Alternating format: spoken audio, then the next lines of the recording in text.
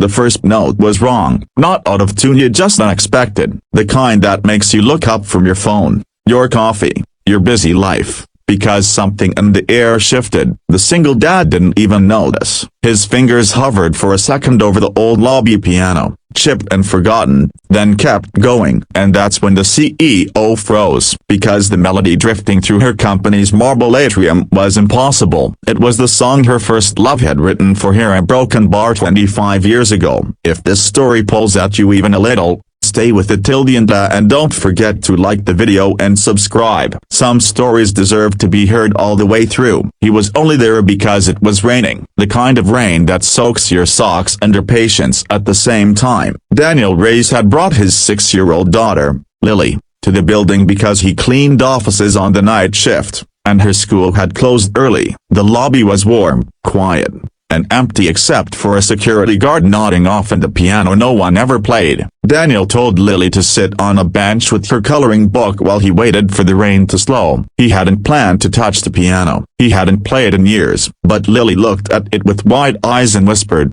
"Dad, you Broken Bar, didn't you say you used to make music?" Daniel smiled, the kind of smile that hurts a little. He sat down, cracked his knuckles like he remembered from another life, and let his fingers fall where they wanted. The melody came out before the memories could stop it. Upstairs, Elena Whitmore was in the middle of firing someone, not because she enjoyed Ida, she hated Ida, but because being CEO meant making hard decisions and never showing how much they cost you. Her assistant was mid-sentence when Elena raised a hand. "Do you hear that?"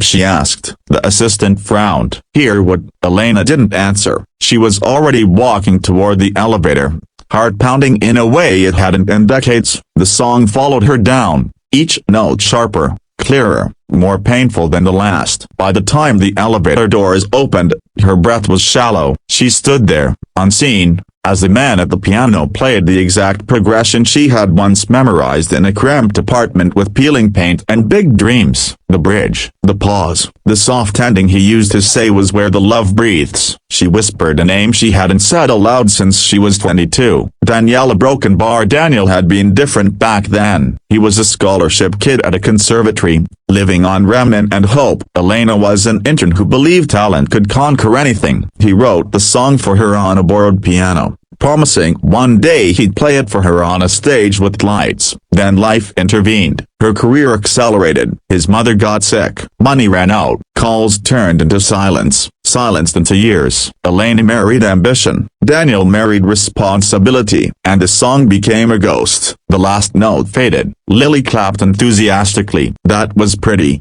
Daddy." Daniel laughed softly. "Thanks, Bug. That's my song." The words cut through the lobby like glass. Daniel turned. Elena Whitmore stood a few feet away, perfectly composed except for her eyes, which were wet and disbelieving. Security straightened. The world seemed to tilt. "I'm sorry," Daniel said. "You changed one chord in the middle." Elena said, "You always did when you were nervous." Daniel stared at her. Really looked. The sharp lines, the tailored suit, the power she carried without effort. And then he saw Ida, the same woman who used to dance barefoot in his kitchen. "Elena?"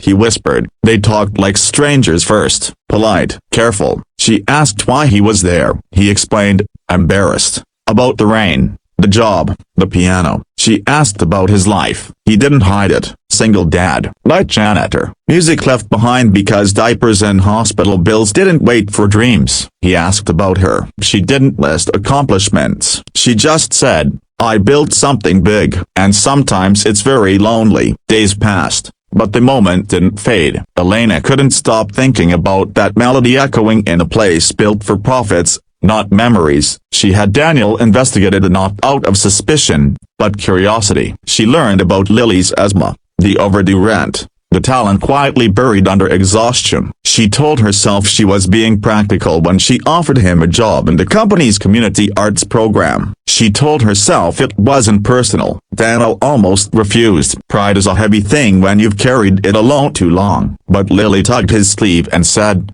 "Daddy, maybe the piano was calling you again." The challenges came fast, learning to trust after years of disappointment, playing in front of people who didn't expect much from a janitor turned musician, facing the truth that love left unattended can still hurt when it resurfaces. Elena struggled too, opening space in a life built on control, letting herself feel regret without drowning in it, facing the fear that maybe success had cost her the most important song of her life. The night of the company gala, Daniel sat at a grand piano under lights he once dreamed of. Elena watched from the front row, hands clasped tight. Lily sat beside her, swinging her feet. Daniel played the melody again, but this time he finished it the way he never had before, resolved, hopeful, complete.